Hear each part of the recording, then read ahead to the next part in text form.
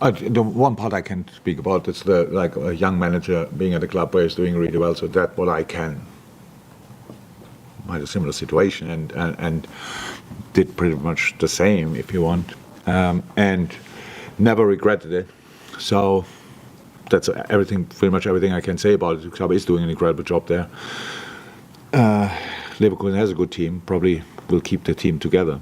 I think that's possible this year as well. So it's not in every years like that.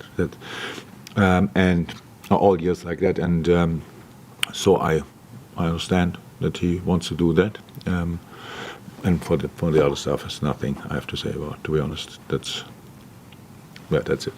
The focus is obviously very much on the football, so how is the injury situation? Thinking Andy Robertson, how serious is that? Kanate, we didn't see it training yesterday. What's the situation there? And I take it Alisson, Trent, Jota, Curtis Jones won't be available as well? Curtis is, I'm not sure if he's available, but we've been training. Ibu was the extra rest day, nothing else. Robbo, we take it a little bit day by day, so we will see. We'll not train today. But it's not as bad, so that's fine.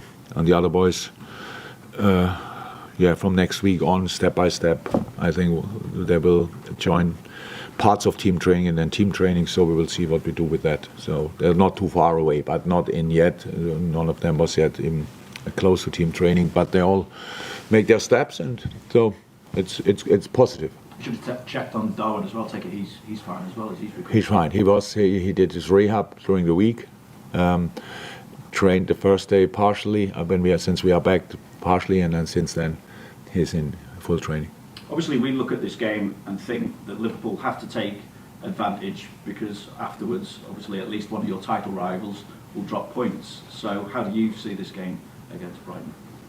Independent of the other game, obviously, because it's a Premier League game, and I can't remember us sitting here and I told you that a point would be great in a home game or in an away game. So we go for 3. That's clear, but we all know as well how difficult it is against Brighton. Robert is doing obviously an incredible job there, and they are one of the. It's a different game against Brighton, definitely. I think we improved over the 18, 20 months since he's there, since we play them. The first game was surprisingly when I think we were the first opponent after he joined the club, if I'm right, and we had no clue what we have to expect. We knew how he played in his former club. We knew what Graham did, but nobody knew how that would look in the end. And it was quite impressive how quick he obviously got the team in his way. And since then it only got better, and it's really impressive, a different way of playing football. So we need this, we'll come to that later, but we need a really, really, really good atmosphere and understanding the game as well, because it's about having possession. They want possession, we want possession, and it's about that we really need to have more possession than in recent games against them. It's the best way to defend them. When they have the ball, you have to be ready to suffer. You cannot. It's not a normal pressing game. They play it in a different way. It goes a bit against our rhythm, which we usually like, but we have to break their rhythm. So it will be super interesting. I'm really looking forward to it. But with all respect to Brighton, we want to win this game. It has nothing to do with the other game, obviously. So, like all the other games as well, we want to win. Will it happen? I don't know, but we will give it a try. This part of the season is obviously the one where we brought ourselves in a position where we are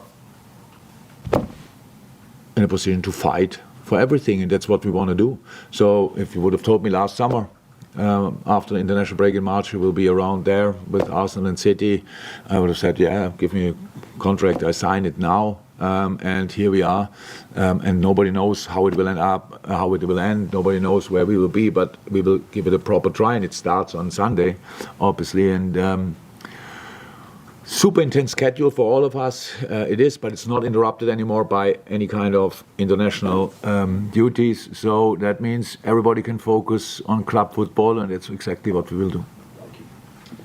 On Brighton, what makes them such a difficult proposition? The way they play. The way they play. It's a really different way. I couldn't coach that. It goes against my personality.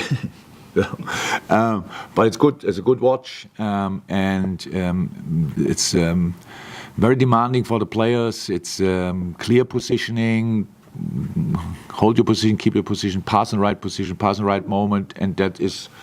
He's a top coach. He's doing really well. It's super interesting to see, and I like watching them, to be honest. But for the moment, that makes it tricky. It's just a different way. It's possession based, but even more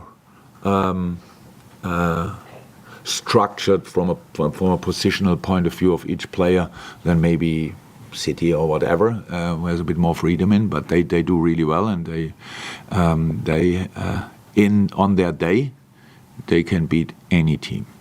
But now, good news, we can do that as well, and so we will try. And in the context of the title race, you've been in this position before, obviously, Jurgen. What's the one key attribute, if you're going to be successful in this final push, that any team needs to be successful? Give absolutely everything and ignore the mess you try to create. With after each game, you won it, you lost it, now you are champion, now you're out, now you have no chance anymore, now you have to do it. So just ignore that, just dig in and go. So we have to give absolutely everything in each and every game, home, away, in England, in Italy, wherever we go. It's for us potentially 12 games for sure, maybe 14, maybe 15. I would say that's not the biggest number, but it's only a short period of time. So it's all tricky, and we need luck. Everybody needs luck. With injuries now, we didn't have that so far. Hopefully we have it now. When the boys coming back, we need them.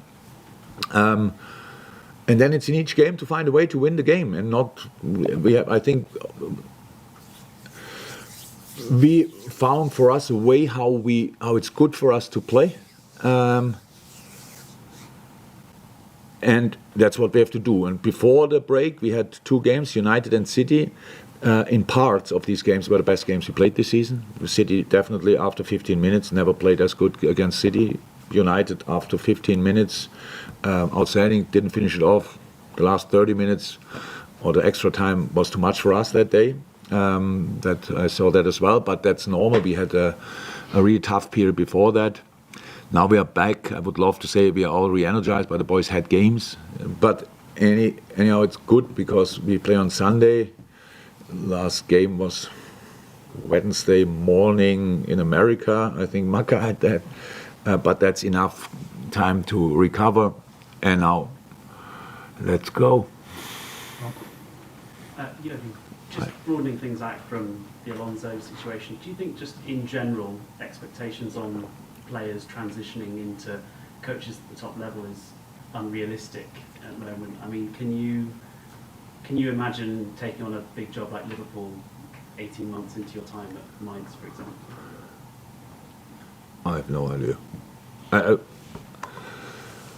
I cannot think myself anymore in that situation.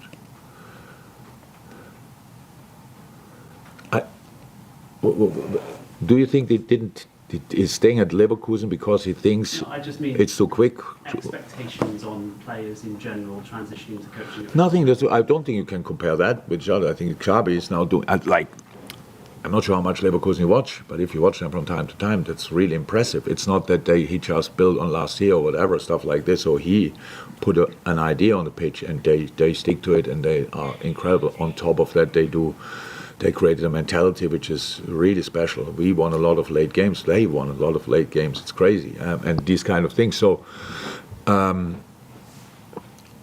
you cannot say for former players it's like this or like that. For some it might be too early, for others not. But I don't know. Matthews? Jurgen, you pointed out the intensity of the footballing schedule between now and the end of the season, particularly in the month of April. How much do you think you can be helped by the players that are beginning to come back, and you have you have some of the real big hitters, Mo's back in the picture, and good signs with some of the others. How much of a helpful influence? Oh yeah, but that's what I mean with luck. We need them back. They need to be back. They're not tomorrow back. They're not Sunday back, but probably not next week. But then step by step, we have to get through all these different periods, and then the boys who come back need to. Actually don't have time to find their feet again, even when they were out for a long time. pretty much to deliver. That all works. If we just agree on one fact, it starts all with defending. It starts for us all with counter-pressing. If you do that well, then we have the rhythm to play football. If we just are concerned about playing football or whatever and these kind of things, then we are out. How he said, these are all finals for us. It is like that. So it doesn't mean you cannot lose one or whatever. It just means it is a final, each of these games. But that should not put us in a rush or whatever, that we have to win the final in the first 3 minutes. We have to play them like normal football games. Thank God we played already 28 games or whatever this season, and learned that as a group together how you can react in a game, how you can find a way into the game, sometimes from the start, sometimes we need a few minutes to learn from the game. And how I said, you ask a lot of times over the year about these kind of things, and as it's not that we don't want to talk about it, we just don't know. But now it's not important anymore. Now we are where we are, and these are last 10 games. It's too early to see the finishing line, but at least it's not. We are 28 games further than the beginning of the season. So that is we got a few really important information, and a lot of answers I liked on questions we didn't know. How to answer the beginning of the season, and yeah, I think everybody is excited about it, and rightly so. So and Anfield will be rocking on Sunday. So and that must feel all. We have not only home games, unfortunately, but we have still a few, and we must make the difference. And wherever we go, we have to ignore the fact that it's not a home game, well, because they're all tricky. Wherever it is, they're all tricky, and we have to play actually our best football and get results. But that's how it is if you want to win the Premier League. That's how it is if you want to win anything. You need to play top football. You need to be lucky, but I hope we are from now on with injuries, and then let's see what we can do. I know you mentioned a couple of weeks ago that you thought there was the possibility of Stefan Bajcetic maybe being able to join him with the group, and he's had horrendous luck with injuries this season after an incredible start to his career with Liverpool. If he is able to join the group and maybe play a part, how much do you think he's been able to learn during the period when he's been out, in different ways? Football, brain-wise, he's a natural, so that don't think he lost anything. But rhythm is something else. So is now in partial training with the U21s. He will be in full training with the 21s next week, because we pretty much don't train because we play all the time, and then after that he will join our training. That's the plan. So, and then we will see. But the boy grew, put a few muscles on, so looks good. Conor Bradley didn't need long after he was out for a long time as well. So he's a smart kid. So I think he will be fine, but what do I know? I've never been that long injured in that age group. So he watched definitely a lot of football, but it's not that he played with us now regularly. So he played early in the season. I forgot it actually, but he did. And then everything went the wrong way. So, but now he's nearly back, and really happy for him and happy for us.